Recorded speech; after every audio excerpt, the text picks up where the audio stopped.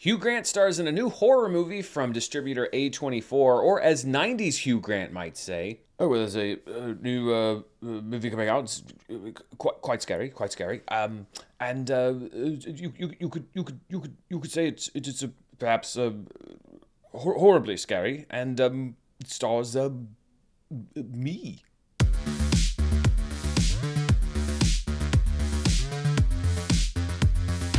This episode is brought to you by Chubbies. Go to chubbyshorts.com and use promo code DAN20 for 20% off your order. And stay tuned after the video for more info.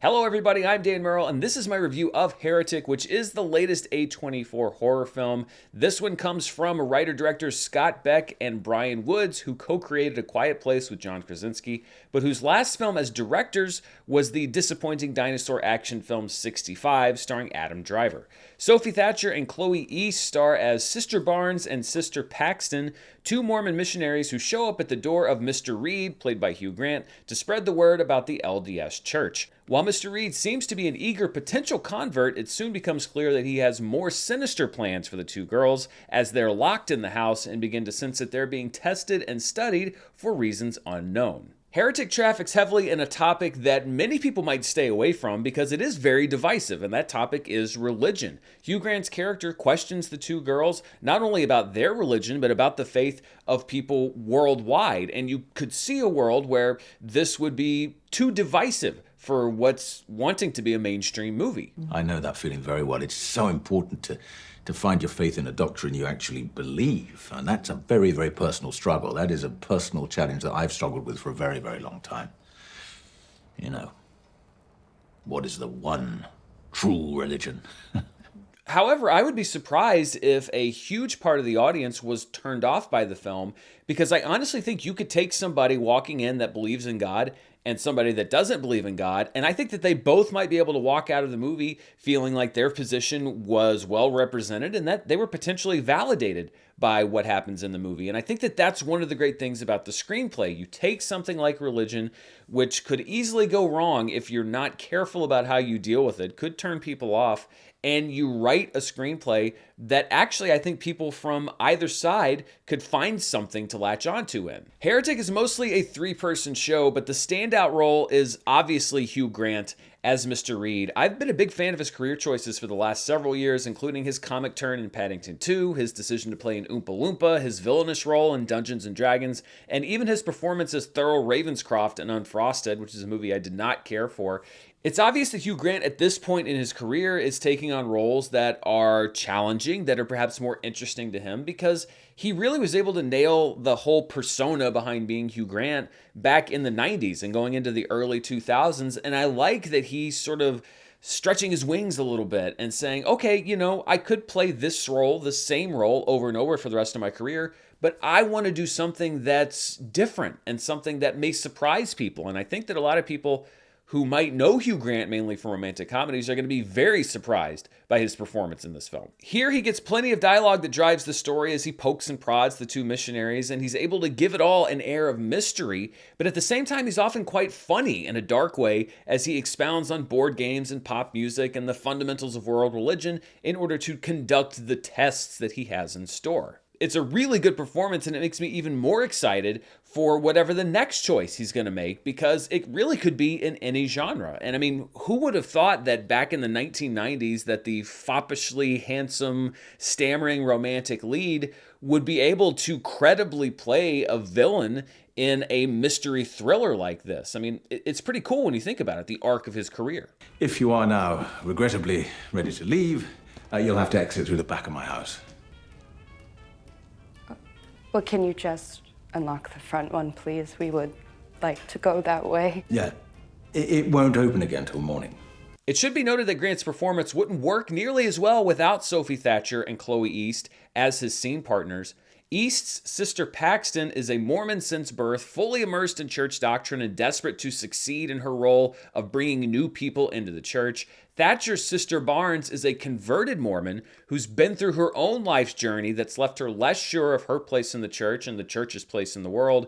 And Mr. Reed picks up on those differences early on. Nearly every interaction in the film is a game of conversational poker, as all three of them push and pull and try to see what the reaction of their opponent will be. I love a good talking movie if the talking is interesting, and I found the conversations in this movie to be very interesting, both on a screenplay level and because of how the scenes are played, the verbal, the nonverbal, the way that they're all trying to figure out what exactly is going on. I find that to be really well done, and I also think that this is a great example of a movie, you know, in horror movies when things happen and characters make certain decisions, a lot of times as an audience member you're going like, oh, why would you do that? That's the dumbest thing in the world. The way this movie unfolds, there are decisions made by the characters that you actually understand in the moment, because from the outside they look like dumb decisions, but because this movie puts you so much into the reality of this situation, you understand why these characters are doing it, because it seems like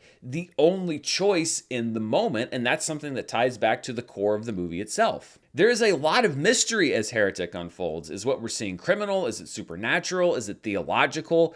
And given that this is an A24 film, I was bracing for some ambiguity, but the movie actually does provide us answers as it goes. This is a horror mystery as opposed to the more ambiguous or abstract approach that A24 often has taken in the past, but it also leaves a little bit of wiggle room. Again, I think people that are looking at it from a religious and a non-religious perspective will find some clues and hints there that could read to an interpretation either way. Heretic does hit a couple bumps in the road, but they're pretty small bumps. As with most mystery films or mysterious films, the destination to the journey can't quite match the interest and the intrigue of the journey itself. But I have to admit that I found myself engaged and curious throughout the movie, often worried about the fate of the main characters. And I feel like the arguments and discussions in the film felt real. They didn't feel like they were cooked up in a screenwriter's lab somewhere. This is a movie that could have felt very self-indulgent. I think that a lot of dialogue-heavy films run the risk of having the writer take the spotlight instead of the actors and the characters that we're supposed to be watching on screen.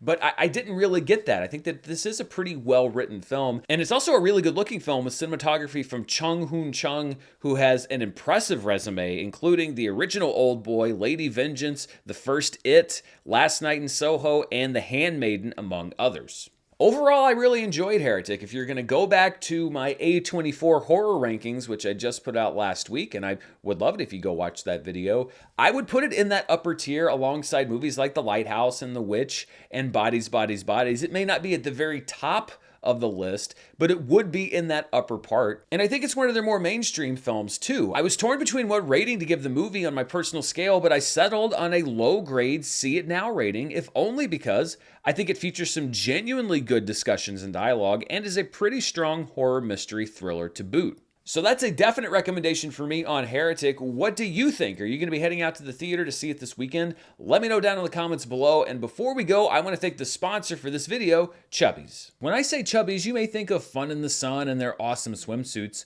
but Chubbies is also here for you in the fall with a full line of comfortable clothes that will have you feeling warm and looking great. Lately, I've been rocking their Everywhere pant, which is great for lounging around the house, then heading out for a football game or to hang out with friends. And their carry-on flannel overshirt is perfect for nights this time of year when I need just a little something extra to stay warm. And if you've ever watched the channel or seen how I dress since, well, ever, you know that when it comes to plaid and flannel, I know what I'm talking about. And if you're still clinging to that last little bit of summer, or you just have those weatherproof thighs, Chubbies always has their original stretch shorts, which you can pair with something warmer up top for the perfect fall look. If you're not wearing stuff from Chubbies, you're gonna wish that you were. And unless you're the Terminator, demanding that somebody who's wearing Chubbies clothes hand them over in the street probably isn't an option. So do yourself a favor and get a fall wardrobe upgrade that I know you'll be happy with. And would you look at that? For a limited time, our friends at Chubbies are giving fans of the show 20% off with the promo code DAN20 at checkout at chubbyshorts.com. That's 20% off your order with the promo code DAN20. And don't forget to support the show and tell them that Dan sent you. This fall, make the most of every moment with Chubbies. Shop now and fall into comfort, one stylish piece at a time. Thanks to Chubby's for sponsoring the video, and thank you for watching. Be sure to stay tuned right here this weekend. I've got more reviews, including one for Anora, which is a big awards and Oscar contender, as well as a review for the first act of Arcane League of Legends Season 2, which I've been looking forward to for a while. So don't forget to come back for those, and to come back next week for Charts with Dan, movie news, box office, all the stuff that we do. Until next time, stay safe, and I'll see you then. Bye.